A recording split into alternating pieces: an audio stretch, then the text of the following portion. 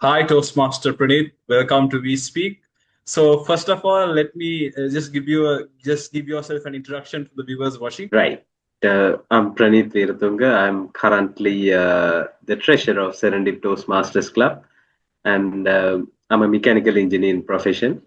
I joined Toastmasters in 2023, and I was privileged to contest in the humorous speech contest in 2024 and go up to the district semifinals level. That's really amazing. So, in Toastmasters, we have a lot of contests, be it humorous, be it table topics, be it evaluation, be it whatever. In 2024, what made you select the humorous speech contest out of all the other contests that year? For me, Vibhu, the humor was something that I never choose usually. What happened was just 2 weeks prior to the 2024 Humorous Speech Club contest, the president at that time was filling the speech slots for the contest. And at that time, I was a novice, and more prominent speakers were there, and they were given the chance. At last, like one slot was remaining, and the club president pointed me and asked, Pranith, why don't you give it a shot? And I said, okay, let's give it a try. Because in all of my club speeches, I made certain serious speeches, not humorous speeches. So nobody thought I would even uh, win the club contest. So if, I mean, in summary, what I can say is it was not a planned one. It was just a random chance I got. There are many instances where unplanned stuff happen. That's why I was wondering. I also was a member back then, and all your speeches were serious, and I was wondering why you wanted to select humorous. So it is interesting that you said that humor you see as something unique, something different. And after that, let me ask you this, right? So do you remember like the exact moment you thought that you are going to win, or was there no such moment? Not not clearly, we put it. In my life, there are few stories which I share with my friends when we are having a drink together. Some of them are not funny, but one of them was my story. One of the funny stories was regarding how I got my driving license, my elbowed story. So I had a click on it and I started writing about it. And there was no, I can't remember an exact moment where I thought about this, but it was there. Oh, that's really interesting. Because most of the time when we do speeches, we come out as our original self when we're hanging with friends, maybe having a drink. You become the original version of yourself when you're having a drink. Let's move on. Yes. Let's move on to the third question. What is something small that annoyed you, or something you've been noticing for years? Before you went for the humorous speech district semifinals, was there some moment that annoyed you, and were there people who were telling you that you couldn't make it?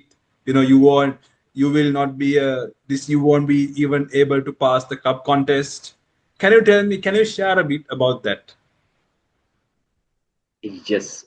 Uh, I felt more nervous because of the more prominent speakers I saw in my club. Uh, but I was confident of my skills. Uh, I mean, sometimes people try to demotivate you telling certain things, but for the audience, I must say that trust on your skills. Nice, nice. So, like, let's be honest here. So, comedy on stage, it is sometimes risky, right? There might be instances, no matter how much you make jokes, there might be awkward silence, or there might be an instance where everyone is not laughing. Can you tell me how do you deal with that kind of pressure? Yes, a good question, Vibhuda. I won't say that I eliminated that pressure, but I must say I learned to work with it. Of course, yes, comedy is not predictable. There were certain situations in my speeches where I expected the audience to laugh, but they didn't. And there were situations where I never anticipate even a person would laugh, but they laughed, right? So the best way to deal with this is to do your speech in many audiences as possible. For me, I was lucky because at that time the VP Education, Toastmaster Vihini Amarasinghe, gave me chances to go as a test speaker for certain clubs on evaluation speech contests. Mm. There, I could not, I mean, I was not just practicing, but also identify different reactions from different audiences. Right. So I prepared myself more Mm. with the So, speeches, and then I went to the contests. so That it's like was what preparation is helped the me. key for whatever you Exactly. do. Yeah. So, like that, there's another question that crossed my mind when you spoke about that concept. So, in life also, we can have some humorous situations, so where there can be situations where we try to incorporate that in our speech and we try to make an audience laugh. So, are you someone for this? If you are preparing a speech, are you someone who notes things down, or does it just comes to you in the moment? When you're writing down, do you when you the speech, does it comes to your mind as you're writing down, or are there instances where a moment crosses your mind and you're like, I'm going to put it to this speech? Can you tell us a bit about Yes, yes. That is what usually happens. I mean, in in our life stories, there are certain stories that hit us. I mean, in certain cases, I mean, once I joined Toastmasters, I uh, note it in my mind that okay, I can do this in a humorous speech. Uh, but I must say, the story need not to be funny sometimes. It, I mean, it needs to be just an authentic life story. For example, even a fearful thing in life can be converted to a humorous story. Uh, Best example is if you can remember my elbowed story, which won the division contest and which paved me the path to go to district semifinals. There was a story about an elephant. it? Uh, Yeah, I remember. Elephant crossing the road, and I was attacked by an elephant. Hmm. I mean, that was not actually a funny story for me. It was a fearful story, but I twisted it around to make it funny for the audience. So I must say something. People naturally like to laugh at people when they struggle, right? True, true, true. So most often, uh, when somebody laugh at our struggles, we tend to angry with them. Hmm. But Toastmasters provide a platform called Humorous Speech Contest where we can turn around that anger into a winning speech. Yeah, so you turn around that anger to a humorous story, and there you are, right? So, right, next, let's move on, right? This is we are coming to the sixth question. So, when you are when you are building a joke, maybe a part of your humorous speech, you made it, right? It's a moment. So, when you're building a joke, what does that look like? Is it just a setup and punchline, or is there more happening behind the scenes? Yes, yes, Vibhuda. As I explained to you earlier, when I'm uh, writing a humorous scenario, I often try to pick up a story where I struggled, Mm. and then I take that moment and try to build the story around it.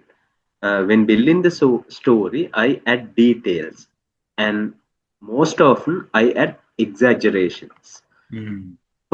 purposeful certain gestures where audience can connect with me.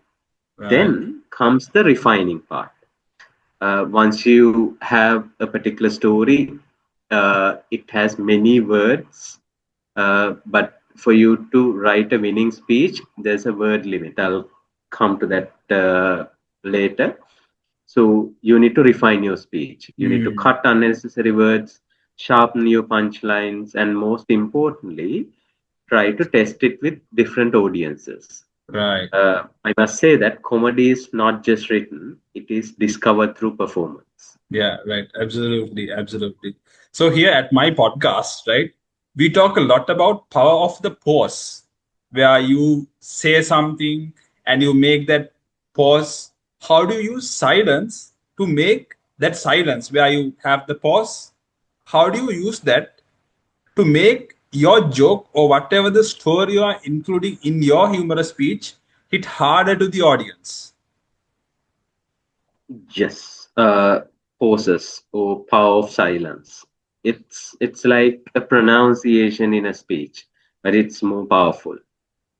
Before a punchline, I create a small purposeful pause, which creates something like an anticipation.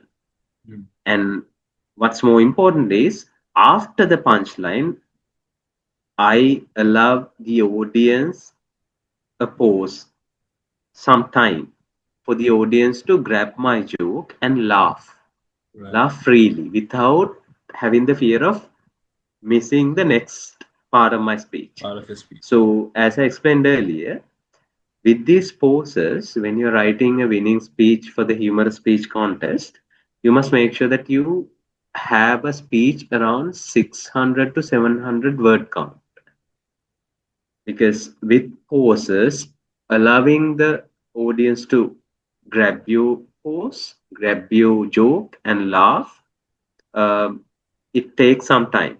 So that's the way how I use the power of pose. So you are giving some time for the audience to absorb your joke, and then you don't force them to laugh. You want them to relax, fully laugh at your jokes. Right. So Exactly. with that, I have to ask this question: has there ever been a moment on yours on stage where a joke completely bombed? What did you do right after? Maybe the audience didn't laugh at the joke, or maybe the audience you didn't see a reaction from the audience. In that kind of scenarios, what do you tend to do? Yes. When you ask that question, suddenly I uh, got a memory where I did my first club contest speech. In my initial club contest speech, the my speech hook part was related to an engineering story, engineering related joke. But when I said it, nobody in the audience understood it, and nobody laughed at it. So I felt so nervous because I anticipated the audience to laugh at that joke. And it was my first humorous speech in a club contest level. So I I tend to become a bit nervous, but uh, I thought or I contemplate internally that if I become nervous, that will affect my rest of the speech. So I continued my speech, and luckily I reconnected with the audience with the next part of my speech, which is a general joke. So most often you are bombed when the joke is related to a particular subject where audience cannot connect with you, Right. and Right. sometimes it happens uh, in your first few speeches, let's say club level, area level. Then you understand, okay, at this joke nobody's going to laugh at it, so I need to cut that off and come up with another joke, right? Right. Right. So Right. Right. yes, there are situations, but with refinements, with practice, with improvements, uh, you either transform you the way how you deliver it, or cut it off and come up with another joke. So when you said that, something crossed my mind. I recently read a book. In that book, it was mentioned that you have the first 7 seconds, 7 to 10 seconds to grab the audience attention.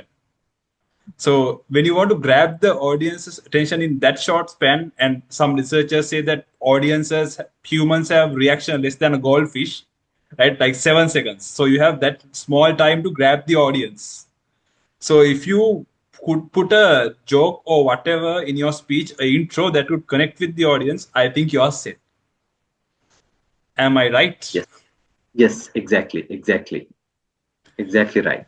Yeah. Right. So how many times did you end up reworking your speech based on feedback along the way? So when you gave your humorous speech, you told that you got opportunities at test speakers, opportunities, right? So I'm pretty sure you took down this evaluators' feedback, right? So given that feedback, how did you, including that feedback, how many times did you have to rework your speech with the feedback given by the evaluators? I must say, you must rework your speech continuously throughout your contest journey. Uh, what I used to do is, even when I'm practicing alone, I used to audio record my speech. And when I'm delivering my speeches in the contest level, I video record my speech. And after every performance, with my experience, there are certain areas where I could reflect myself and come up with certain improvements. And sometimes I send my audio records or video records to seasoned Toastmasters and ask for their evaluations. And from my club contest to division level and district semis, the speech evolved significantly. Mm. Um the core story remained intact, but the delivery, timing, structure, how I segmented my stage, everything uh, had been refining many times. So yeah, when you said that, I was going to ask that question next, right? So your success as a district semifinalist, did it come on the way how you wrote the speech or how you delivered it? I must say, uh, it's a combination. I have Mm. seen speakers who do not have a big story behind their speeches, but they deliver the speech in such a way that the audience couldn't stop laughing. Yeah. Um Especially, I can remember Toastmaster Favi's speech in the finals in the ovation. But some people outsmart their speeches with their writing skills. Many of the senior Toastmasters told me that I have brilliant writing skills after I lost the contest. What does that mean? That implies that I need to work on my delivery more. Delivery, yes. So, in humorous speeches, timing, expressions, body language, uh, stage segmentation can completely transform a Yeah, speech. So, absolutely. delivery is equally important Mm. as writing a speech. Yeah, yeah. So that's what that implies. So even though you are a good, like, even though we write good speeches, if we don't have the proper delivery style, it doesn't make sense. So if you have to be a good writer, and also you should work on your delivery skills, right? Right. So let's move Yes. on to the next question, right? And how different was your speech by the time you reached district level compared to when it was first performed? So how do you see, what type of difference did you see going on from club level to the district semifinals? What sort of difference did you see in your speech? It's very different. I must say, I must have refined my speech more than 100 times. Wow. Um for my very first speech during my club contest, I wrote my entire uh, driving license story. It consists of like 1,500 words. Then I kept on refining it. I cut down certain words because I knew that I need to get it down less than 1,000 Hmm. to win the club contest level at least. Then uh, with the delivery, I found out that certain jokes are not relevant to the audience. I couldn't connect with the audience with that joke, so I cut certain stories. I had to. I mean, sometimes it's hard to cut a certain story from your speech, uh, but you have to. You need Yeah. to cut down certain parts, add new phrases, add new stories. Sometimes I must say, I got this tip from one of the prominent Toastmasters who won the humorous speech contest, that even rhyming words can polish your humor. So So it's my like the district semi minor. speech was very different from my club contest speech. Yes. So it's like the minor differences you create. How are you plan to connect with the audience? So like that, you Yes. have to refine your speech. If you are writing a speech, if that doesn't resonate with the audience or that doesn't connect with the audience, in my opinion, I see no sense in doing a speech generally. Right. Let's move on to the next question. So if someone who feels like, if there's someone who doesn't feel like they are, like we say, I'm not just funny. If they feel like they're not funny, what would you say to them if they want to bring a bit more humor into their speeches? Right. So, yes, I'm also somebody like that. I'm not funny. I'm not a funny guy in the real world. But I do deliver humorous speeches. I mean, what I must say is to deliver a humorous speech, you need not to be naturally funny. It's about making an audience laugh.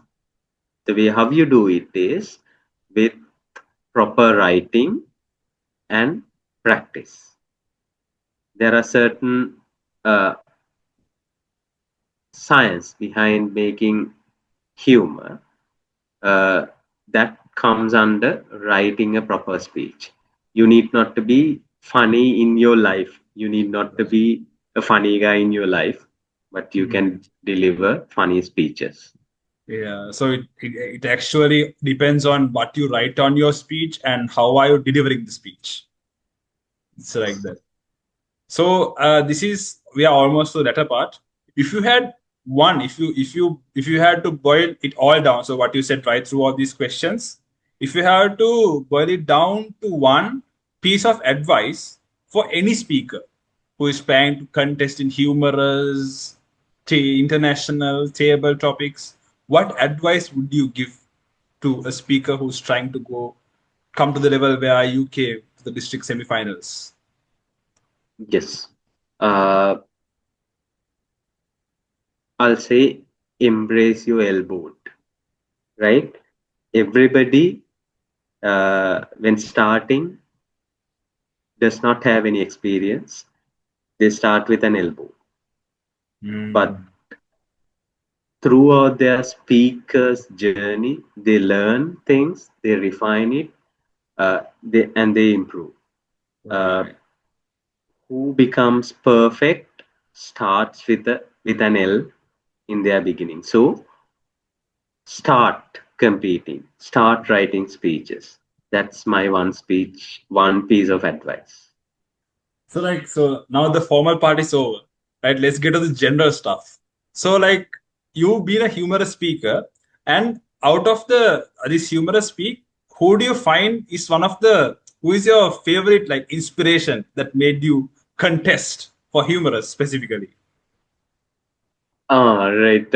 So my favorite comedian is Trevor Noah Oh, and Max Amini. I found Max Amini in TikTok once I installed my TikTok app. Uh, so Trevor Noah is having his certain accents. So his delivery make the entire audience laugh. And Max Amini uh, does not come up with prepared jokes. He just uh, asked questions in the audience and do stand-up comedy, and that amazed me. So Trevor Noah and Max Amini are my favorite comedians, my inspiration. right. All right. I think the other question is, what do you find the funniest word in English? I find, uh, let's say, I used to say. Huh? With my facial expressions uh, on speeches, humorous speeches to make the audience laugh because uh, usually it comes after something completely went wrong in my life. Huh? Then audience laughs. That's the funniest word in English for me. Right. So, like you mentioned that you got feedback and that you are a good writer from. Yes. So, what do you think is the best time to write a speech? Uh, I think it depends from speaker to speaker, but for me, it's early in the morning because at that Uh, time I get absolute silence. And then when I focus only, and when I have absolute silence around only, my ideas come flawlessly. Hmm. So everything need to be quiet, and you can reflect your thoughts without any distractions. And for me, my family and my kids are sleeping at that time in the early in the morning. So that's the time that I can focus. But for the audience, I must say it's any time where you can focus without distractions. It actually depends because when I'm writing some content, I don't like to stay home and write. I want to go out Ah, somewhere and do something. So it depends from speaker to speaker, person to person, right? So I exactly. think we have come to the end of this entertaining podcast. I think uh, we will. I think it was amazing, and I think we really did hit the right note.